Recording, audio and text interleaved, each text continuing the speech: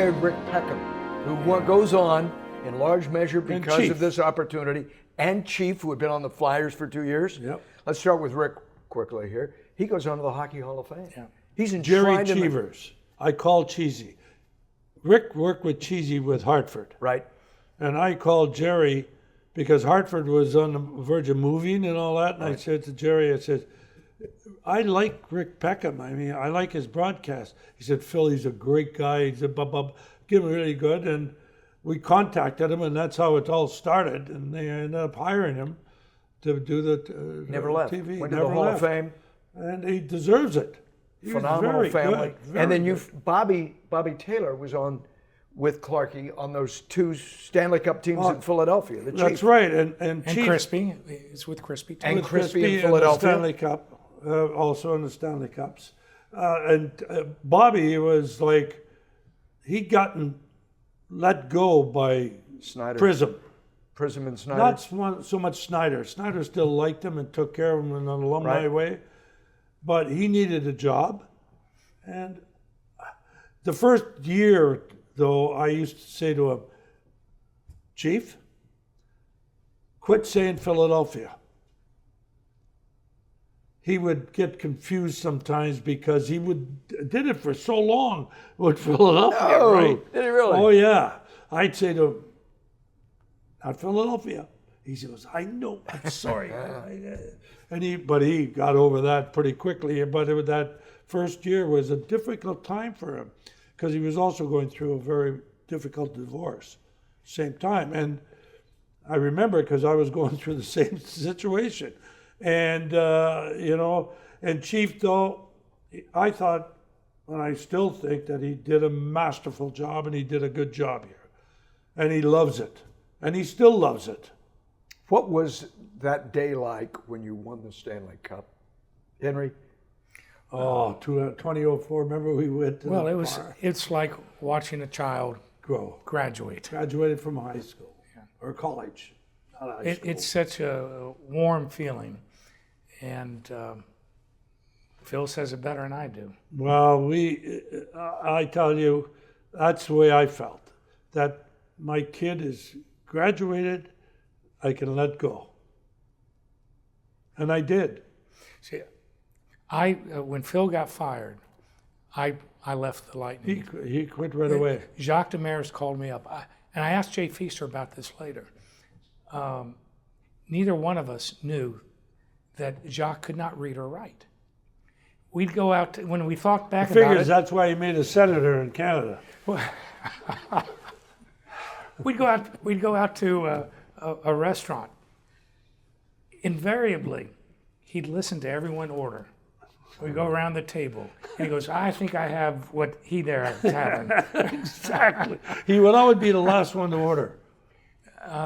And there were other clues. I wrote his letters for him. He was illiterate in 2 languages. Yeah.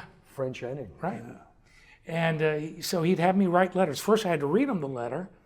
He says, no, my English is not so good. Why don't you read it to me and tell me what it means? Then I'd write a letter for him. And I'd say, well, here, read it. And he goes, well, you just tell me. And when Phil and Tony got fired, he was on the phone with me, and he was desperate because he couldn't read or write. Nobody knew it. He says, I want you to be my assistant. I said, no, Jacques, I'm not interested. I'm retiring. I'm out. And he got Jay. He was desperate, and he called Pierre Lacroix, I think. I think so. And another put Jay. Because Jay was in their farm team working there, a lawyer. And Look, I think he got him that same day. He was fine,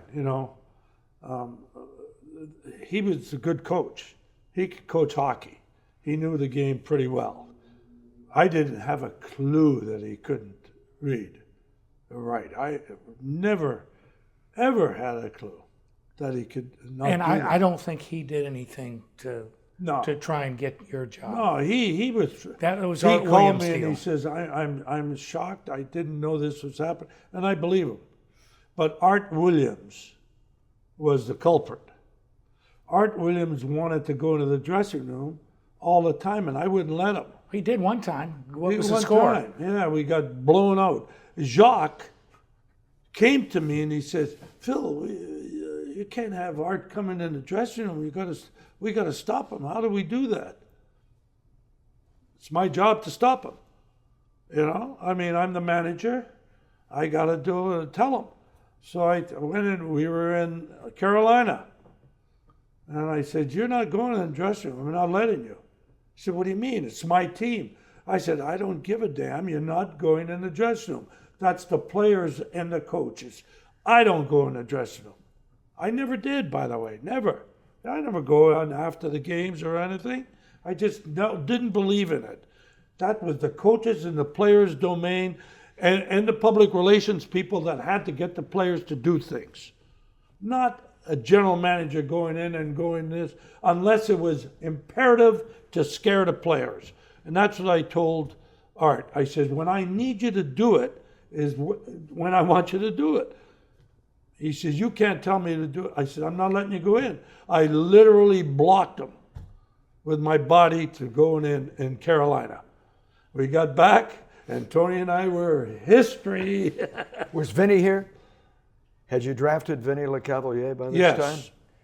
So how did Well, Art Williams was the one that got up there, and I mean, I had, what's his name, Glenn Sather and Pat Quinn between, and I'm The between tables. them. Every And when team he had a got up table. and says, "We just drafted, I understand, the Michael Jordan of hockey." Well, Sather and Quinn looked at me and they said something, and I just went, "Oh, gee." Well, and then afterwards, he said we couldn't have any beer at No the beer, draft so I party. bought the beer myself. I said, "This is Montreal. The French Canadians drink beer and they smoke cigarettes." Okay, But that's it. I'll tell you a story about negotiating with Vinny LeCavalier. You know, the top draft pick, and I'm in there I remember. negotiating with him. I helped him on a lot of the contracts, and his lawyer starts pulling on my shoulder, and I go, "What?" And I'm just sitting there talking. So I said, "Let's take a break." Who's in the room? Vinny and his, Well, I don't think Vinny was not there. Vinny, His Morris, agent Pat Morris. Pat Morris. and you know, a bunch of people, and so I go out, and we're making the presentation, and we're talking. You know, we're getting to some pretty heavy negotiations, and he says, "You know, you got to have something in there in case, because you've got all these bonuses for goals against and so on. What happens if he lets a goal in? Yeah, You the know, if goalie he's- lets him score. and he pays the goalie off." And I looked at him and I said, "You know, that's a great idea. Why don't you go bring that point up? You have special cachet on that, and you can really make the point well." And then we were at a place He did called. not go back to the room. He went back to the room, but He never said a word. when God. he never said a word. And when he left, I said, "I was waiting for you to bring that up. What happened?" But Henry, remember when we went to that bar on Howard? Yeah. I think it was called 42nd Street at the time, right? I don't Yes, even it remember. was. But it was. And he came in and wanted to talk to us.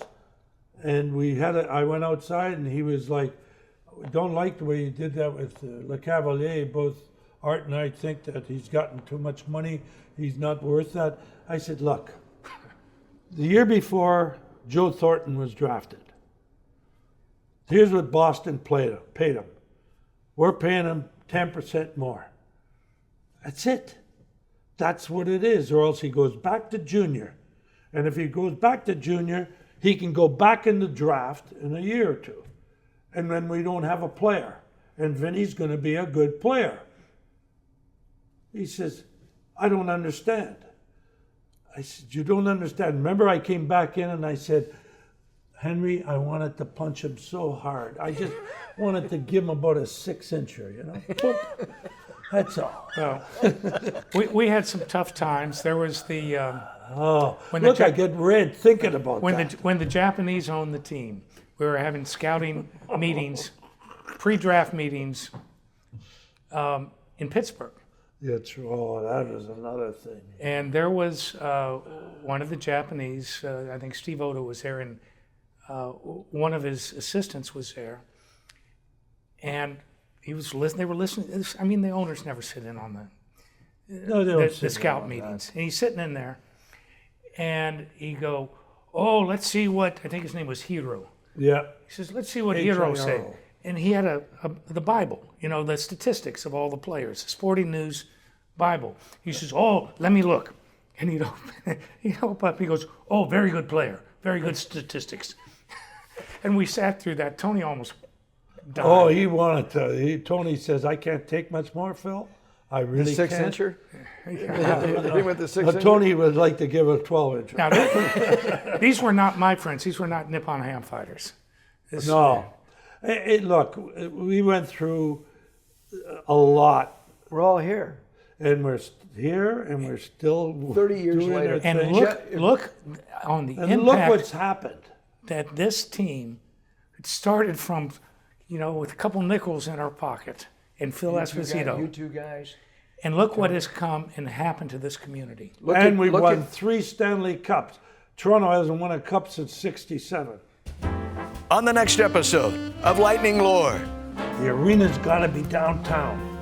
The arena's got to be downtown.